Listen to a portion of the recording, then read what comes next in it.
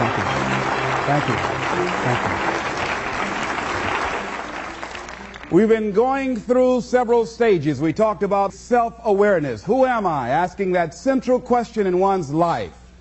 Looking at your strengths and your weaknesses. Getting some evaluation, determining what it is you want out of life. Then we went to the next level of what? Self-approval. Approving yourself to do the things that you like to do. And going after the dreams that you like to go after. And we know when we don't approve of our dreams because of the fact that they stay up in our minds. We don't act on them. We procrastinate. We come up with a variety of excuses on why we're not going into action. And then the next level is what? Self-commitment. Going for that dream. Going for those goals. Deciding to do the things that are necessary to bring about the changes that we want to bring in our lives or what we want to bring in society. And then after that, we are now to this level. And this stage is what? Self-fulfillment. Because when you are involved in commitment, when you are implementing your plan of action, you're going to produce some results. You're going to have some victories that you can feel good about. And it's a time of celebration. So what happens when you hit the level of self-fulfillment? First of all, what we want to know is that self-fulfillment is unending and should be viewed in that context. Robert Schuller says it best when he says success is never ending.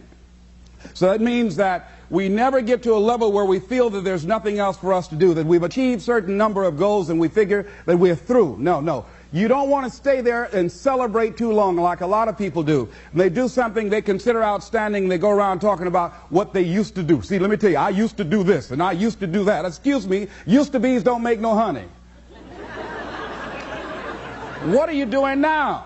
What have you done for me lately? You know?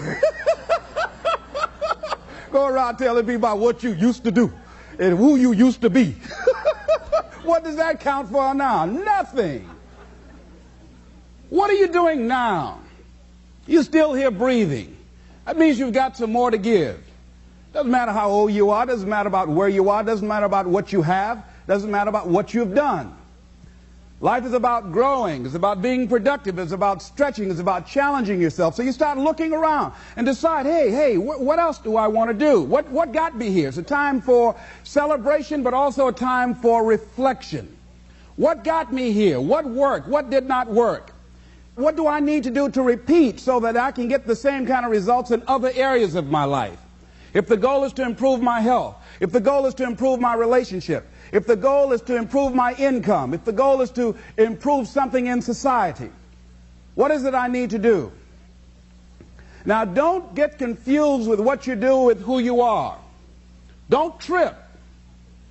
Don't go on some type of ego trip. Talking about how bad you are. None of us do anything by ourselves. Develop an appreciation for external support as well as good fortune, because all of those things play a role. And the other thing is, don't go overboard celebrating. Kipling says it best. You must meet with triumph and disaster and treat those two imposters just the same. You look at it, hey, I did it. I feel good about that. Now you're moving on to the next thing. Things did not work out the way you wanted them to work out. You didn't produce the results you wanted to produce. Hey, miss that. Win some, you lose some. Next, moving right on. Don't confuse who you are with what you do.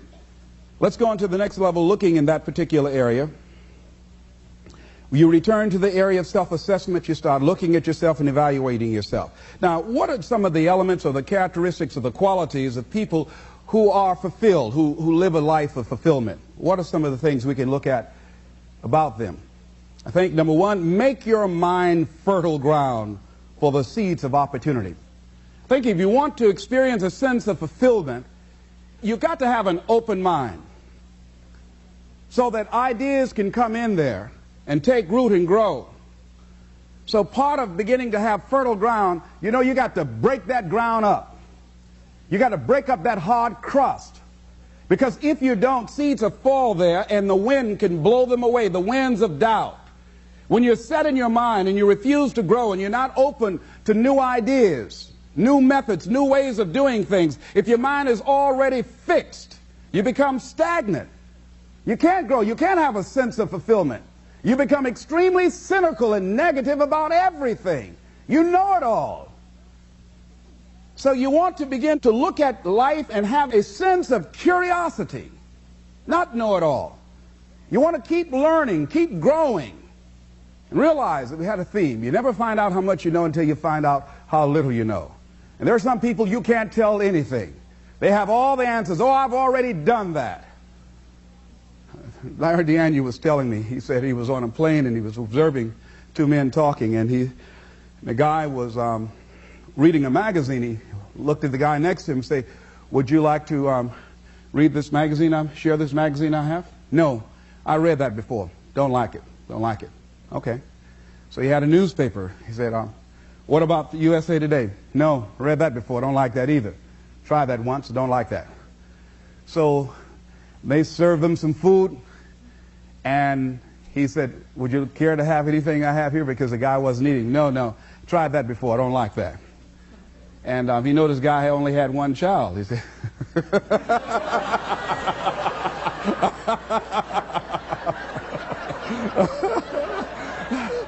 what Larry was trying to say is that a lot of people go through life prejudging things.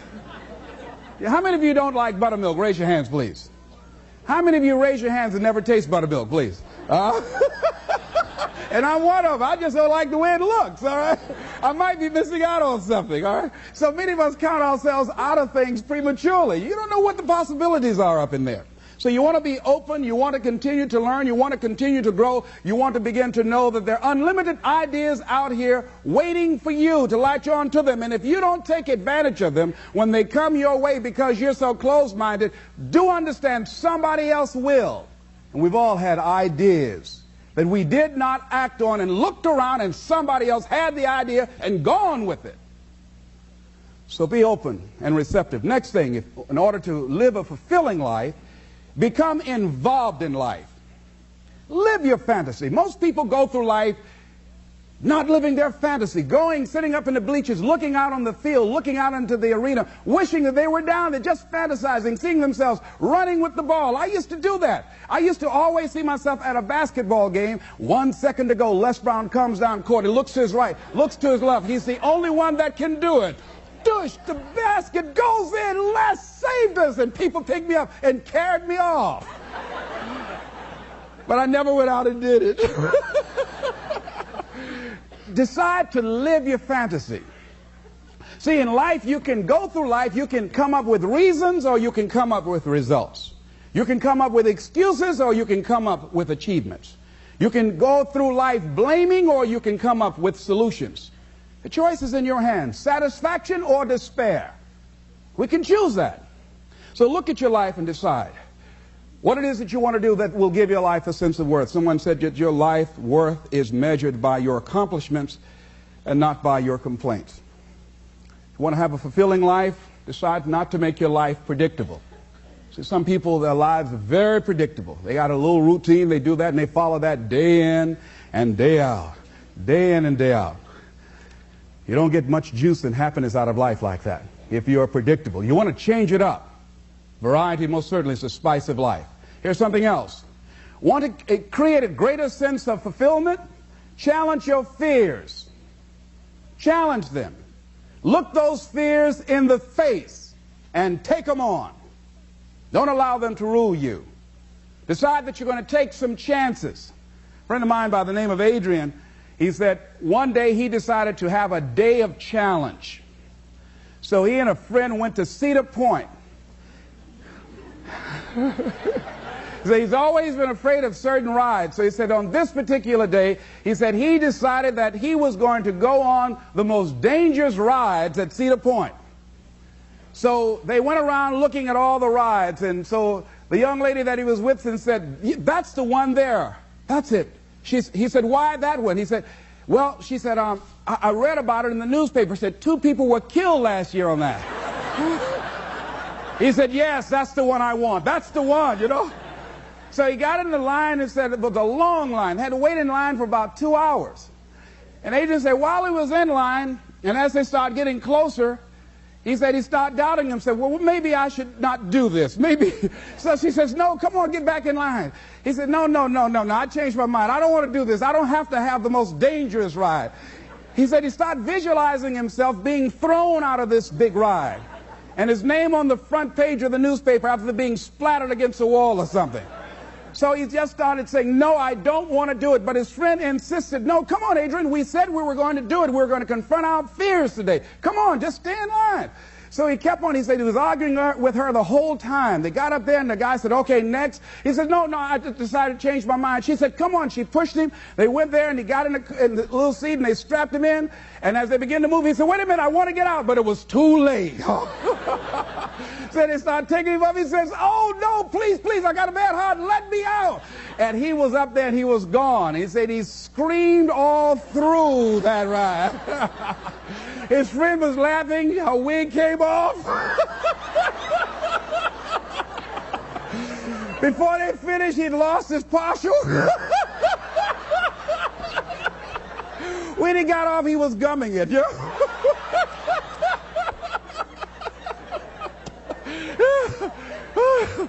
But Adrian said, Les, when I got off, he said, I walked a little taller. And he said he felt good inside. And one of the things he said, hey, it wasn't that bad after all. And we've all had experiences, things that we dread doing. And when we finally did it, we say, hey, it wasn't as bad as I thought it was going to be. Raise your hand if you ever had that experience before. Hey, I just thought I'll die if I did this. I didn't die. I'm still here. And ladies and gentlemen, that's what most people miss out of life. You've got to be willing to risk. If you're not willing to risk, you can't grow in life. Life has no power when you're not willing to risk. Somebody wrote this, and it was given to me. It said, to laugh is to risk appearing the fool. To weep is to risk appearing sentimental. To reach out for another is to risk involvement. To expose feelings is to risk exposing your true self. To place your ideas, your dreams before a crowd is to risk their loss. To love is to risk not being loved in return. To live is to risk dying. To hope is to risk despair. To try is to risk failure. But risk must be taken, because the greatest hazard in life is to risk nothing. The person who risks nothing, does nothing, has nothing, is nothing. They may avoid suffering and sorrow, but they cannot learn, feel, change, grow, love, and live.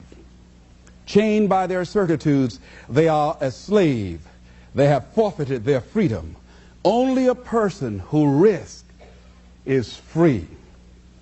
I'm reminded of a missionary who had gone to Africa to work with a certain tribe, and they were called the Headhunters. And there was a reporter observing him, and for a long period of time he had a limited relationship with him. They would not take him in. And he said because he was tentative and hesitant and fearful, he didn't want to risk having a relationship with him because he didn't want to mess around and have his head taken off. He had this fear, and obviously it showed, and the tribesmen sensed it. So one night he was sleeping, and he made a decision, because the reporter came back and saw him, and he had an incredible relationship with the tribesmen, these headhunters. The guy said, what happened? How did you convert the distance, the hostility, into a warm, close relationship? He said, I had a dream one night. He said, I was thinking, and he said, I dreamed. He said, what's my passion? What's my life goal? He said, I always wanted to be a missionary. And he said, this is the work I love. And he said, in the dream, he asked himself, how much do you love it? I said, I'm willing to die for this dream. And he said, and he thought about that when he woke up, that he loved doing this so much that if it was in fact his passion, that it was in fact his life's work, he's willing to die for it. And so therefore, he said, he had no longer any fear of death. And he went in there and started working with them. And obviously, they picked that up. And he said something else that was profound. He said, when you no longer fear dying, what else can life threaten you with? What else? See, when you are are willing to risk all of it. When you're making that kind of commitment, somebody always defined commitment, I love it, said next time you have bacon and eggs, look at it, say the chicken was involved, but the pig was committed.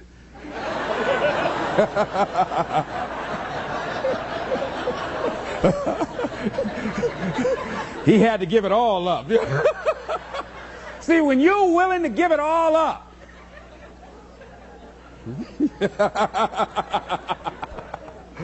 see, that's what life is. See, you've got to be willing to give it all up. When you're willing to throw it all on the line, that's when life takes on a whole new dimension. See, most people won't do that. They won't risk that. So decide to take some risks. You want to break the routine. Most people go through life following that routine, and we know that that is a living death. Going through life, playing it safe, is like a breathing corpse. Because the only way that you can grow, you've got to risk. The only way that you can become your best, you have got to risk. You've got to challenge yourself. You've got to venture into the unknown. You've got to take some chances. Got to put you on the line. So in order to have that sense of fulfillment, getting out of your comfort zone, as you get out of your comfort zone, you expand your whole life. The more you do, the more you realize you can do. You expand your capacity. You expand your potential. You expand your horizons. You expand your vision of yourself and of life. You expand your participation in life. You're involved in life more. You'll get more out of life because you're putting more into life than most people. That's why it's so important that we're willing to take some risks. I don't know exactly what to do. It's okay. You'll find out. You either learn that you're going in the right direction or the wrong direction. And from that you learn. You'll get some feedback. The universe will tell you, where do I get started? Just get started. The universe will give you immediate feedback. Don't worry. You hit your head long enough, you'll get the message. Lose enough money, you'll learn real quick. Get enough knots on your head, it'll be all right. Here's something else. Choose to be happy in spite of life's challenges. In spite of life's challenges. Life changes every day. Sometimes things will be going your way. Sometimes things work well for you. Sometimes it won't work so well. Sometimes you'll have your health, you're feeling good and energetic, have a yes I can attitude, and there's some things that can happen to you in life that can take all of that from you. All of that can go. Sometimes you might be financially secure, and a sickness, one sickness can wipe out an illness. Life always changes. But you can choose in the midst of all of this that's going on to be happy in spite of it. In the good times and in the bad times, you can make a choice. Viktor Frankl, he talks about that. He said the last of the human freedoms to choose one's attitude in any given set of circumstances, to choose one's own way. Douglas Matlock has a poem I love entitled, It's Fine Today. He said, sure, this world is full of trouble. I ain't said it ain't. Lord, I've had enough and double reason for complaint. Rain and storm have come to fret me. Skies are often gray. Thorns and brambles have beset me on the road. But say, ain't it fine today? What's the use of always weeping, making trouble last? What's the use of always keeping thinking of the past? Each must have his tribulation, water with his wine. Life, it ain't no celebration. Trouble, I've had mine, but today is fine. It's today that I'm living, not a month ago, having, losing, taking, giving, as time wills it so. Yesterday, a cloud of sorrow fell across the way. It may rain again tomorrow. It may rain, but say, ain't it fine today? Isn't that good? I like that. So even if a cloud of sorrow comes over here, ain't it fine today? Living in the moment, getting everything we can out of where we are in the moment where we are right now. Living in the present. The other thing is willingness to let people and things go. You want to live a life of fulfillment. You've got to be willing to let certain people go in your life, especially if they want to go.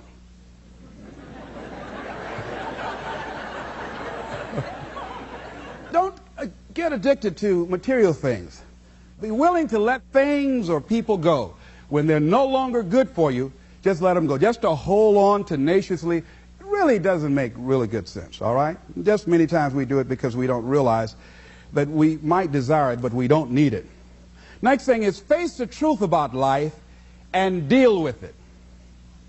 And a lot of people, when someone in their life that they love very much dies, they allow it to take such a toll on them. They make themselves miserable, and they literally will themselves to die early because they feel without this person they have nothing to look forward to. And no, life has other opportunities, other relationships, other experiences for us. And the people that we love really want us to go on. Other thing is, things are going to happen to you. Here, in order to have a fulfilling life, knowing that things are going to happen, expect the unexpected. Whatever happens to you, use everything for your upliftment, learning, and growth. Everything that happens, use it for your upliftment, learning, and growth. In the midst of it, ask, what can I learn from this? What can I get from this? How did I end up here? What's the blessing in this for me? Ask yourself that, whatever it is, and don't let it go until you get your blessing out of it, because there's a blessing there. There's a lesson there. There's something for you in everything that happens to you for you to learn from that experience. Look at it, examine it, analyze it, dissect it, take it apart until it reveals itself to you. And then get what you need from that and move on. But everything that happens to you. I have a friend, she stutters, and I said, are you taking any special classes to stop from stuttering? She said, no. I said, why? Because it helps my business. I said, how? When I go in to somebody, I say, now, if you're busy, I'll come back because I stutter. And they used to say, oh, no, you can tell me right now. And then she say, well, this is my product. And she said, after she goes through it, and if they say no, she said, well, you didn't understand.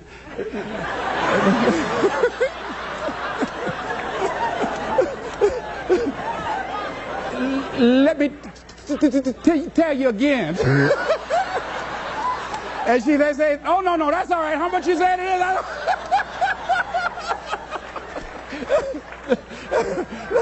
That's all right. Don't tell me no more. That's all right. Just let me know how much I need to give you so you can get on out of here. So she's turned that stuttering to her advantage. Somebody says, if life give you lemon, write yourself a lemon cookbook. You know? So everything. I have people say to me, hey, I really feel sorry, for you. The fact, it's a shame they labeled you educable mentally retarded. I said, it's okay. I've told this story before. AT&T, Procter & Gamble, McDonald's Corporation, Xerox, they pay a whole lot of money to head, too. What would I have to say if they hadn't done that? Whatever happens to you, turn it to your advantage. So I have now made that a blessing for me as opposed to a handicap. I would and prove them wrong by engaging in self-study and consciously working to develop myself.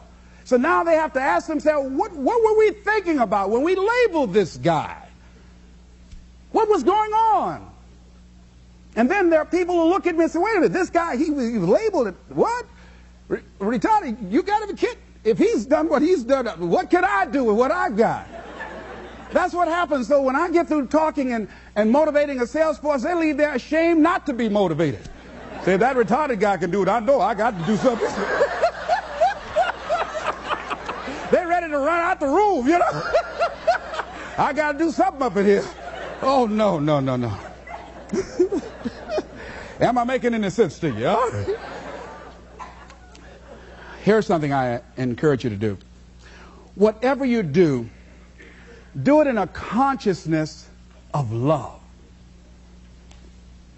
See, if you love what you do, and if you decide to love people, to make wherever you are an experience of love, just decide to be a loving person, regardless if the people you're around are loving or not.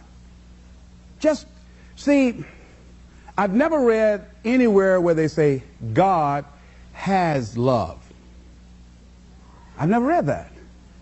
But how does it go? What is it? God is love. Not that God has love. Now, if we are the children of God, we are the offsprings of God, then we are what? Love. See, love is not an emotion. Love is not something you can give. You can't give love. You must be love. You've got to be a loving person. So as you operate in that consciousness, and this comes not just overnight with enlightenment or insight or just someone recommending that, but with practice. Practice and practice and practice and doing it and doing it and doing it and working consciously. How do you do that? With all of the evil things and evil people, how do you do that? Well, one of the things is we've got to practice to be non-judgmental, to suspend judgment. That if you can, in the midst of where you are, I know a gentleman by the name of Jeffrey in Chicago. When I go there to do my training, he's a quadriplegic. He used to be a bitter young man. He's involved in a car accident and is paralyzed. Cannot move his neck. He's quadriplegic, complete. Used to be very bitter, very angry. He decided to become a loving person as a result of Jeffrey's decision. Jeffrey's life has taken a dramatic turn. He is now an inspiration and a blessing to other people. There are people who say, wait a minute. And I know one guy in particular who's always a cynical, negative guy, and I introduced him to Jeffrey. He said, if this guy could be pleasant and loving and have a smile on his face, how can I worry about this little stuff I'm worried about? How can I allow life to get next to me? How can I talk about being depressed when I can get up and move around and walk around? And Jeffrey can't do that, and he's confined to this wheelchair. Jeffrey has decided in a spirit of love to make his life a blessing to other people. He's going back to school. He writes with a pencil in his mouth. He is determined. Sometimes he becomes a little frustrated. Sometimes he does get a little depressed, but he doesn't allow it to keep him there. He's a loving spirit. You can feel it in his consciousness, just being around him. You can look at him and feel good inside. He's an inspiration to the people that come in contact with his life. That's a decision that he has made. And I feel that we can all make that decision. And through practice of being loving and giving out what we want, that we can become that kind of person in spite of the circumstances. Emmett Fox said, love is absolutely invincible. He said that there is no difficulty that enough love will not conquer, no disease that enough love will not heal, no door that enough love will not open, no gulf that enough love will not bridge, no wall that enough love will not throw down, no sin that enough love will not redeem. It makes no difference how deeply seated may be the trouble, how hopeless the outlook, how muddled the tangle, how great the mistake, a sufficient realization of love will dissolve it all. If only you could love enough, you would be the happiest and most powerful being in the world. And he ends it in a scripture that says, God is love, and he that dwelleth in love dwelleth in God, and God in him. Decide to be a loving experience in life. That whatever work you have to do, do it lovingly. That whatever relationships that you have, just decide to be more loving, more giving, more caring, more concerned, more sensitive than you've ever been before. But what if you don't get it back? It would be great if you get it back. It would be great. But don't count on it. You might get it back and you might not. But don't let someone else determine who you're going to be. Be who you are. Give what you want. Why? Because you want it back? No. Do it because that's who you are. Do it because that's how you've decided to live your life. Do it because it gives your life a sense of fulfillment and worth and self-respect. When we get off center, when we allow people or circumstances to determine whether or not we are loving because of the way they treat us or because of what we are experiencing, then we are not operating at cause in our lives. We are not controlling our destiny. We're not determining what happens to us and for us. And that's the power that we have been given, the power to choose ye this day whom you will serve. Who will you serve? Those negative feelings and emotions, anybody can hate. Anybody can be revengeful. Some people rather get revenge than get ahead in life. Anybody can do that. Anybody can hold a grudge. Doesn't take any greatness on that. Don't need any motivation and encouragement to hold a grudge. Have some resentment in your heart and some bitterness. But the real challenge about growth and moving into your greatness, it's about being who you are, being true to you. I say, as you look at life, here's something I like, what Charles Fillmore said at age 94. I fairly sizzle with zeal and enthusiasm as I spring forth with a mighty faith to do the things that ought to be done by me. I spring forth with a mighty faith to do the things that ought to be done by me. And I say, as you go toward your goals and your dreams, spring forth with a mighty faith to write the book that ought to be written by you, to sing the song that ought to be sung by you, to start the business that ought to be started by you, to help the people that ought to be helped by you, to make the difference in our society that ought to be made by you. Determine, what is my life work? What is the work that I ought to do? How is it that I can make my life a great experiment? How is it that I can make the contribution that I showed up to give?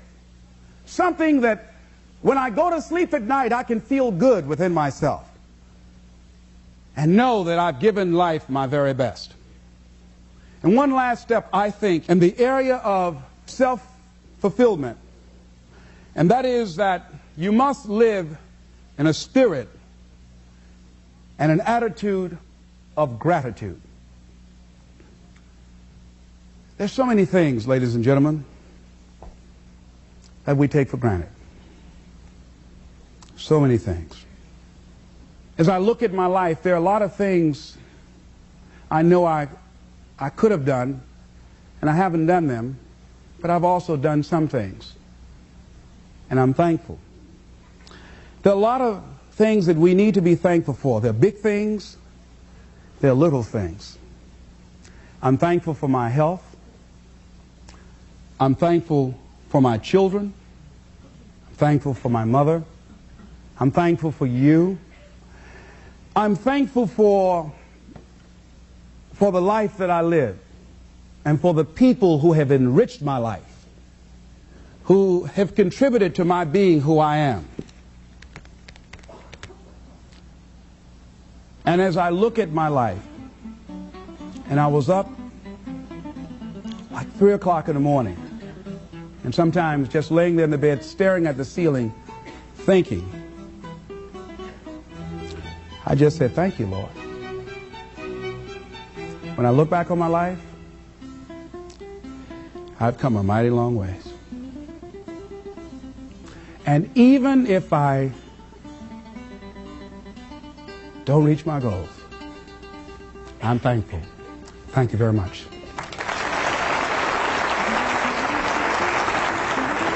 Thank you. Thank you. Thank you.